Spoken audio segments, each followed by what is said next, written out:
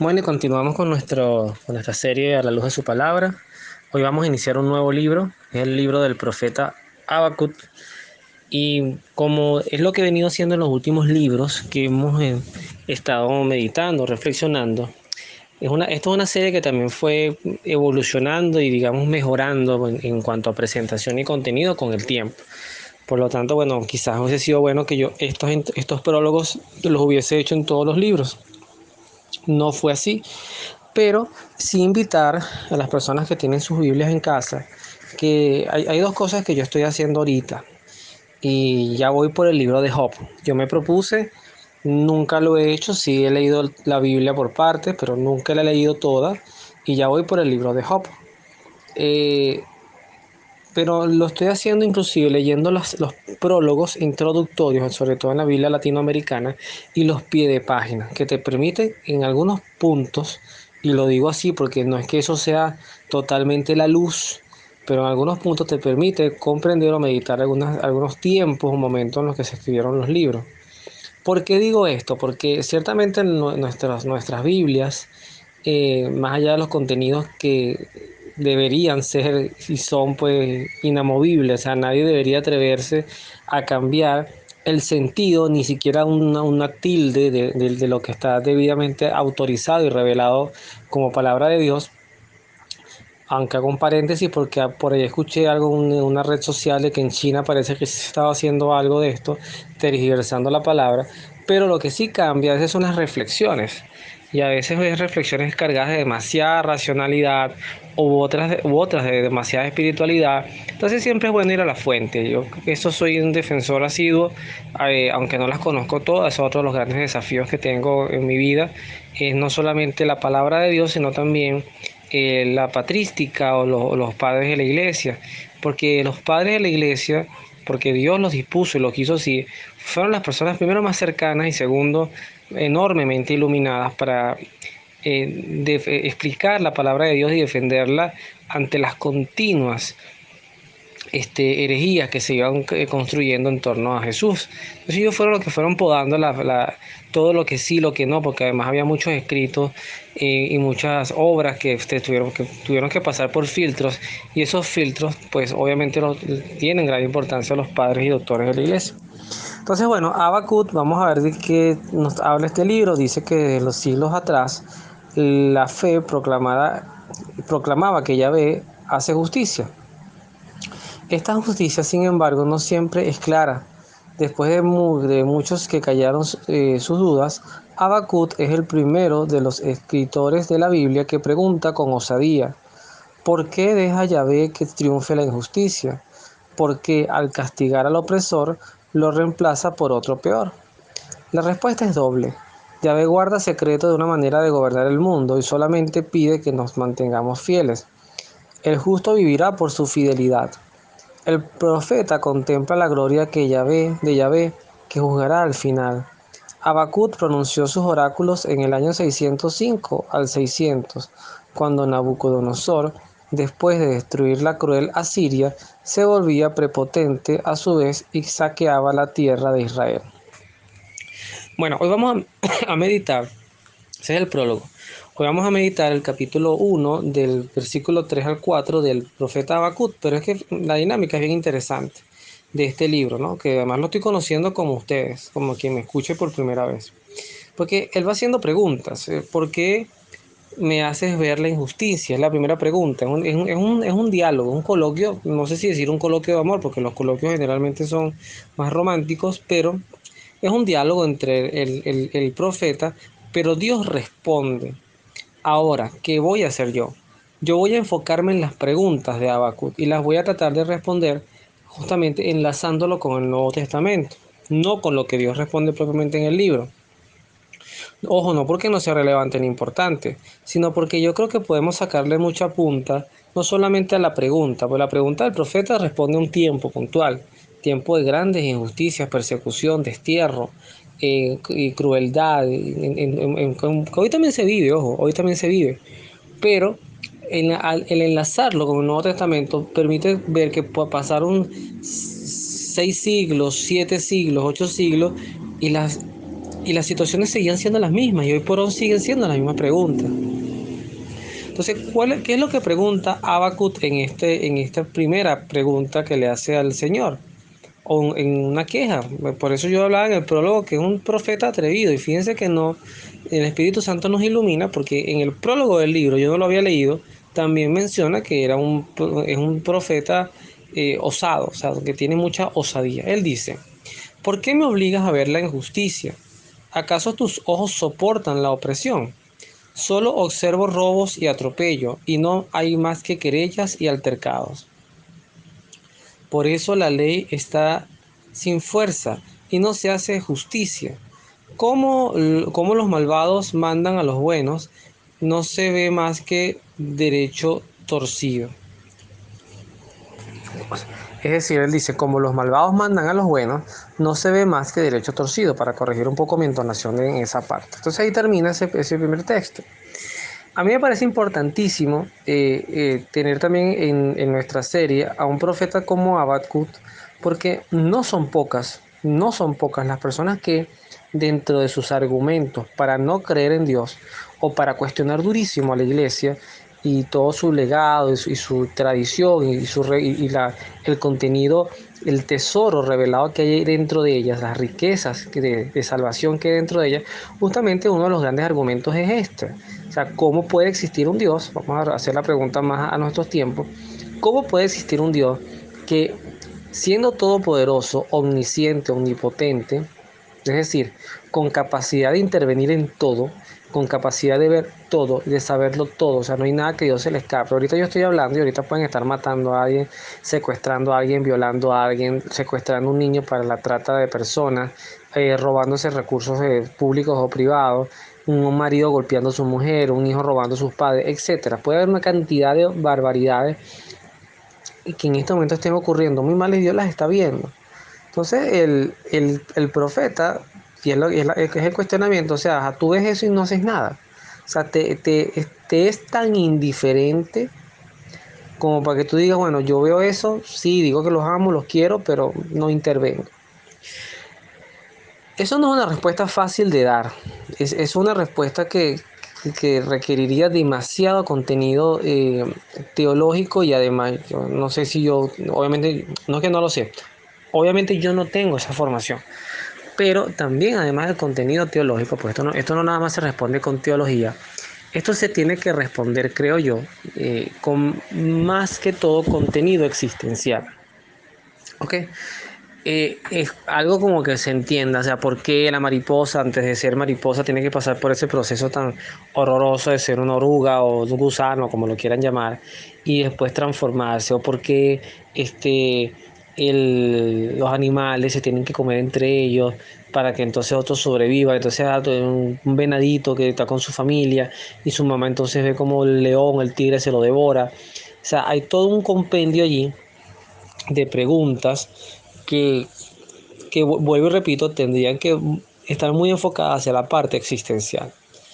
Entonces, yo creo que aquí la Biblia, aunque en estos tiempos la han querido ver como un libro bonito, como un cuento de El conejo y la liebre, ¿cómo que es? La tortuga y la liebre, o El Principito, un libro de inspiración y de motivación, y bueno, que hay un Dios ahí chévere, que además Dios es amor, que justamente Habacuc hace las preguntas que hay que responder, porque esto no se puede evadir. Y es las personas que te dicen, Dios, no puede existir un Dios. O sea, si Dios es tan bueno y permite estas cosas tan malas, o no es tan bueno o no es tan poderoso. Esas serían las dos conclusiones de eso. O Dios no es tan bueno o no es tan poderoso. Resulta ser que uno de los primeros elementos más importantes que yo una vez lo llamé, no recuerdo si fue en un texto, en un artículo que yo hice, o de verdad que fue hace muchos años. Yo decía, haciendo una comparación con Superman, que Dios tenía una kriptonita. Hay una kriptonita que limitaba o debilitaba a Dios. Quizás yo me iría más por la limitación que por el debilitamiento. Y esa kriptonita es que cuando Él nos dio libertad, porque así lo dispuso, algo que Él hizo fue decir, es libertad absoluta. Y la libertad absoluta no puede tener intervención divina. Porque inclusive el amor, si tú vas a amar a Dios, es porque libremente y total y absolutamente, no porque lo viste, no porque se te hizo 80 milagros, no porque dialogas con Él místicamente, que bueno, ha habido santos que han tenido esa gracia, y también mientras más se te revela, pues más sufres y más se te exige y también estás más expuesto a más tentaciones. Eso también, al que más se le da, más se le va a exigir. Pero al ser una libertad absoluta, esa libertad que quieren los adolescentes, le dicen a los papás, y yo lo voy a vivir con mi hijo, no te metas en mi vida, esas son mis decisiones, ese es mi teléfono, ese tipo de cosas, y nos molestamos y molesta que el papá o mamá intervenga, o por ejemplo, si ya tú eres adulto, que tus padres intervengan en la crianza de tus hijos o en la dinámica de tu hogar, como lo quieras ver. Este, Porque tú quieres libertad, tienes independencias. Y esa independencia, paradójicamente, no la conseguimos en el mundo, pero sí la obtenemos de Dios. O sea, Dios se limita, observa y con dolor, con profundo dolor, porque además Dios conoce todo y sabe por dónde van nuestros caminos. Dios sabe que ese primer cigarro que estás probando hoy, mañana es el que te va a llevar al cáncer de pulmón o te va a llevar a consumir drogas más fuertes, la marihuana, la heroína, y te vas a destruir tu vida. Dios sabe que esa relación que estás empezando hoy con ese tono bobo, de ese jueguito doble sentido, con esa amiguita o ese amiguito del trabajo, pues mañana te va a llevar a una relación pasional terrible que va a destruir tu familia. Todo eso lo sabe Dios. Pero Dios no va a estar parándose delante de cada uno a decir, mira, no hagas esto, porque lo primero que tú le vas a decir, si Dios hiciera esa otra línea, tú y yo le diríamos es, no te metas en mi vida. O sea, si yo soy libre, soy libre. Entonces Dios por todos lados pareciera que siempre tiene las de perder. Entonces, no son las injusticias ni la opresión en este mundo, y aquí quiero estar claro, y por eso digo que esto es una respuesta existencial, no es enfocarse en las crisis, en las enfermedades, en las persecuciones, en los dolores, en los tormentos de esta vida, lo que tiene que condicionar nuestra fe. Yo condicionaría a Dios, y lo digo abiertamente, por dos cosas. Uno, alineándome con San Pablo, si Cristo no hubiese resucitado, esto sería una gran estafa. O sea, esta fe sería una gran estafa, total, absoluta. Jesucristo hubiese sido como Buda, como un Gandhi, como un pensador importante, un filósofo, un Aristóteles, un Platón, un hombre de letras, un Sócrates, chévere. Pero no hubiese sido un Dios, porque un Dios que además murió en la cruz. O sea, los demás dioses no murieron, se diluyeron en el tiempo, o sea, quedaron como mitos de la historia. Pero este Dios en el que tú y yo creemos, y si no crees en Él, pues te invito a creer en Él. Si me escuchas y dices, yo no creo en Cristo, bueno, te invito. Es porque además es un Dios que muere con todo un argumento salvífico, o sea, para salvarte a ti, salvarme a mí, para redimir nuestros pecados, además, la muerte fue para vencer a la muerte, paradójicamente, y su vida fue para vencer el pecado. Entonces Cristo tiene una doble misión en su vida que se resume fácilmente así. Y lo segundo que yo cuestionaría a Dios es que en la eternidad, en ese cielo prometido, si todos queremos ir allí. Yo creo que no que todos hagamos méritos para estar allí, pero yo creo que cualquier persona con 5 de frente, aunque los condenados existen, quisiera estar en el cielo. Es que uno llega a ese cielo y no ve que en ese cielo sigue habiendo problemas, enfermedades, hay que trabajar, hay conflictos, hay robo, hay opresión. Ahí sí te digo, esto es otra gran estafa. Porque además Cristo, y esto también lo he comentado antes, en el único momento donde Cristo se atrevió por sus palabras, por lo menos bíblicamente hablando, ¿no? Que está en texto, en el Evangelio, pronunció la palabra paraíso, fue en la cruz, desnudo, cuando ya no tenía nada. Y le hace una promesa al que está al lado, al buen ladrón, a Dimas, le dice, hoy mismo estarás conmigo en el paraíso. Tú tienes que tener un reforzador muy grande, o sea, tienes que estar muy claro hacia dónde vas, tienes que tener claro la recompensa que vas a recibir, el placer al cual te encuentras, para llevar al mínimo ese nivel de dolor y decir, bueno, lo hago y lo ofrezco con gusto, porque es que además sé que a donde voy, pues ya todo esto se acaba, ya después es velar que el mensaje se mantenga, es velar que el mensaje llegue, que se funde esta iglesia, que mis apóstoles hagan el trabajo que tenían que hacer, y vaya que lo hicieron bien, porque si después de 2000 años todavía estamos hablando de Jesús es porque lo hicieron bien. Esa transición que Jesucristo pasa por la cruz dentro de un profundo sufrimiento, porque además es un Dios que se hace testimonio y ejemplo del sufrimiento. O sea, Jesucristo padeció esas injusticias que Habacuc le reclamaba. Lo que pasa es que Habacuc no vivió en los tiempos de Cristo, pero Habacuc hubiese estado a los pies de la cruz y le hubiese dicho, bueno, pero ¿cómo es que tú eres Dios y permites esto en ti mismo? Este es el culmen del absurdo. Y es lo mismo en esta transición, es lo que yo ahorita estoy pensando, cuando una persona, imagínense una persona que le tenga pánico a volar, pero pánico, o sea, una cuestión que no se pueda montar en un avión con un nivel mínimo de tolerancia. Y tiene que hacer un viaje a Dubái, no sé, por decir alguna Europa que además sea un vuelo directo por escala y tengas que estar casi que 24 horas volando.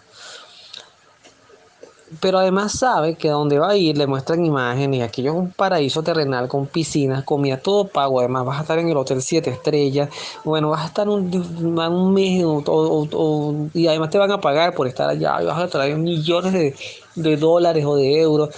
Y tú dices, bueno, me calo este viaje con mi miedo, con mi terror, con mi sudor frío, me lo voy a calar, pero es que yo sé que la recompensa es muy grande. O sea, cuando yo llegue allá, todo esto va a ser un mal recuerdo, pero yo voy a disfrutar de a donde voy a estar. Entonces, Cristo, y ahí es donde voy un poquito redondeando la idea de este episodio de hoy. Cristo no vino al mundo para prometernos prosperidad en esta vida, salud en esta vida, bienestar, felicidad perpetua, nada de eso. Tú no puedes prometer eso a una vida que es finita, porque es absurdo. O sea, uno no puede poner, vamos a explicarlo de otra manera. No tiene sentido colocar 10 mandamientos. En el monte Horeb estaba Moisés allí. Ya, que ahora me confundí, pues no sé si fue creo que fue en el Sinaí más bien. Pero lo cierto es que Moisés sube la montaña. Moisés sube la montaña y recibe la tabla de los 10 mandamientos. ¿Qué sentido tiene recibir una tabla de 10 mandamientos para un mundo que es finito?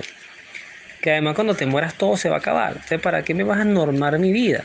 Déjame vivir como me dé la regalada gana y luego ya me muero con, bueno, ni siquiera tendré recuerdos, pero los placeres de todo lo que viví, de todo lo que gocé, quedará en mí. Y sabré que tuve todas las mujeres que quise, que hice todos los días que me dio la gana, que hice todo el dinero que pude, robado o no robado, eso no importa, porque al final hice lo que me dio la gana. El único sentido que tiene realmente que tú cumplas con la ley es que haya una eternidad, que haya un más allá. Y eso te lo da justamente la vida de Jesucristo. Jesucristo decía en varias ocasiones, voy a la casa de mi Padre y en la casa de mi Padre hay muchas habitaciones y les voy a preparar una. Si eso es así, es donde tiene más sentido llegar o caminar en torno a la enseñanza de Jesús. Voy a cerrar el paréntesis que dejé abierto ahorita porque estoy aquí en el libro del Éxodo, estaba buscando, tener la duda, y si es el desierto del Sinaí, y justamente en el desierto del Sinaí, en la explicación se llama el lugar llamado Horeb o Sinaí, o sea que las dos cosas que mencioné eran correctas. Vuelvo entonces a la reflexión. Entonces, aquí San Pablo, esta lectura no dudo que en esta serie ya yo la haya usado. Pero bueno, estaba buscando y quizás debí buscar mejor, pero si es repetido no creo que encaja perfectamente para lo que queremos hablar. Cuando San Pablo en la carta de los Romanos dice quién nos podrá apartar del amor de Dios, a partir del versículo 35 y hasta el versículo 39, él hace esa pregunta y me encanta que lo haga en pregunta porque lo de Habacuc también es una pregunta. Y Jesucristo a veces respondía preguntas con preguntas. O sea, él hacía una pregunta y él contestaba con otra pregunta. Entonces, fíjense lo que dirá San Pablo. ¿Quién nos separará del amor de Cristo? Es como las personas que cuestionan el amor de Dios, porque si Dios es bueno, ¿por qué permite esto? Entonces él dice, ¿no? ¿Acaso las pruebas, la aflicción, la persecución, el hambre, la falta de todo, los peligros o la espada? Como dice la Escritura, por tu causa nos arrastran continuamente a la muerte. nos tratan como ovejas destinadas al matadero. Fíjense que ahí hay un reclamo, ¿no? O sea, decía Santa Teresa de Jesús, wow, Señor, si así tratas a tus amigos, ¿cómo tratarás a tus enemigos? Porque es que es verdad. Yo, de hecho, que estoy haciendo también la serie Graduados en Cristo, tú te pones a ver la vida de tantos santos que al final, ¿cómo terminaron? Enfermos de cáncer, de no sé qué cosa, tullidos, paralizados. Santa Joaquina de Druna, que fue la santa más reciente, que ya la pueden conseguir en el canal de YouTube, este, al final murió de una parálisis total, la que le quitó hasta el habla, y muere, después de eso muere con cólera. Y era una santa. Entonces tú dices, bueno, pero si así tratas a tus amigos, es que pareciera que es innegociable. Me parece necesario que yo también terminar de entenderlo, y cuesta, da miedo, que no se puede ir al cielo por otro camino que no sea el camino de la cruz. O sea, Cristo no fue de regreso a su casa, porque Cristo vino del cielo y regresó al cielo, no fue de regreso sin pasar por la cruz. Entonces, ¿cómo nosotros vamos a pretender ir al cielo sin, sin ningún dolorcito, sin nada que nos aqueje? Yo más bien pienso que el que muere así, pues le debe esperar un purgatorio bien complejo. Porque es que no tiene mucho sentido. El padre Pío de Pietrelcina, un santazo que por 50 años tuvo los estigmas que le generaban dolor, además era golpeado, era unas golpizas que le daba el demonio o demonios en su habitación, atormentado con dolores físicos por 50 años, y celebraba su misa. Conocía el mundo místico y sabía que su recompensa era mayor. La cruz de Jesucristo duró 3 días. El sufrimiento, la pasión y muerte fueron 3 días promedio. Estamos hablando de 50 años. Y como eso, muchos santos pasaron por situaciones similares. Ahora, por supuesto que el sufrimiento de nuestro Señor fue tan intenso que de repente, en proporcionalidad de sufrimiento, esos 50 años de Padre Pío no son nada en comparación con esos 3 días de sufrimiento de Jesús. Pero lo que quiero dejar claro es que en todo esto está Dios presente con su amor. Pero no, dice Pablo, en todo eso saldremos triunfadores gracias a aquel que nos amó. Yo sé que ni la muerte, ni la vida, ni los ángeles, ni las fuerzas del universo, ni el presente ni el futuro, ni las fuerzas espirituales, ya sean del cielo o de los abismos, ni ninguna otra criatura podrán apartarnos del amor de Dios, manifestado en Cristo Jesús nuestro Señor. Esto es palabra de Dios. Entonces, no le busquemos las 5 patas al gato. Por eso es que me parece que cuando vamos a hacer estas preguntas tenemos que hacerlo en diálogo con Dios, no en diálogo con los hombres. Lo que yo aplaudo de Habacuc, y lo vamos a ver en otras preguntas que también hará en su libro, también es un libro corto, vamos a encontrarnos un profeta que dialoga con Dios, no con los hombres. Si yo me pongo a hacer esas preguntas entre ateos, entre beber de caña o entre amigos de esquina, pues seguramente vamos a llegar a respuestas más ácidas, a murmuraciones más espantosas, como la que hacía el pueblo de Israel en el desierto, que era continua, una tras otra, una tras otra, una tras otra. Y Moisés les mostraba la gloria de Dios y volvían a los 2 días y volvían a reclamar, a murmurar, a quejarse. ¿Hasta cuándo? Tú, irresponsable, que nos sacaste de Egipto. Ese fue el pueblo que se tuvo que quedar Moisés casi que todo el desierto, porque precisamente somos así. Entonces, estos diálogos es importante hacerlos con Dios y saber que si estamos pasando sufrimientos, cansancios, agotamientos, yo también los tengo, yo soy quien me conoce, y mi esposa me conoce muy bien, y mi familia también en general, mi familia cercana, mis padres, mi hermano. Yo soy bastante amargadito, me molesto con facilidad, me pongo serio con facilidad, hablo duro, a mi hijo lo llevo por el camino del medio, lo amo, lo amapucho, también le doy besos, pero también le hablo muy frontal. Entonces, no es que yo soy la mata del amor y a veces me quejo y, Señor, ¿hasta cuándo? Me siento cansado de mi trabajo, lo que sea. O sea, me desbordo, humanamente me desbordo. Pero voy caminando como ustedes que me brindan sus oídos para escucharme. Voy caminando también. Yo ya no llegué a la meta, yo voy caminando. Y solamente trato de sostenerme y levantarme y decir, Señor, yo quiero seguir, no me abandones, dame fuerza, voy a seguir adelante contigo. De eso se trata el cristianismo. Pero yo creo que una enseñanza fundamental: no vamos a ir al paraíso si no pasamos primero por un proceso de cruz. Así que abracemos la cruz, démosle gracias a Dios por la cruz que nos toque, porque ninguna cruz será más pesada que nuestras fuerzas, ofrezcámosla al Señor, porque el demonio lo que siempre va a querer es que esa cruz sea fuente de divorcio con Dios, de odiar a Dios, de reclamarle, de decirle, bueno, pero si tú, yo soy la niña de tus ojos, como lo dices en la palabra de Dios, si nos tratas como la niña de tus ojos, ¿por qué tú permites que la niña de tus ojos esté así? Pues bueno, abracemos la cruz, ofrezcamos la cruz. Digamos, Señor, por mis pecados, los pecados de mis hijos, de mi familia, los propios, los del mundo entero, por las personas que herí, que dañé, que decepcioné, lo que sea. Siempre hay algo por qué ofrecer una cruz. Así que ánimo, porque este no es un mensaje de desesperanza, al contrario, es ver el paraíso después de tanto sufrimiento, ¿ok? Es ver que siempre va a triunfar el amor, la gloria, la justicia de Dios. Siempre triunfará, y eso ha sido una de las grandes cosas que quiero dar como enseñanza, es que Dios en Él siempre va a triunfar el amor, la verdad y su justicia, ¿ok? Que Dios los bendiga, nos vemos en la oración.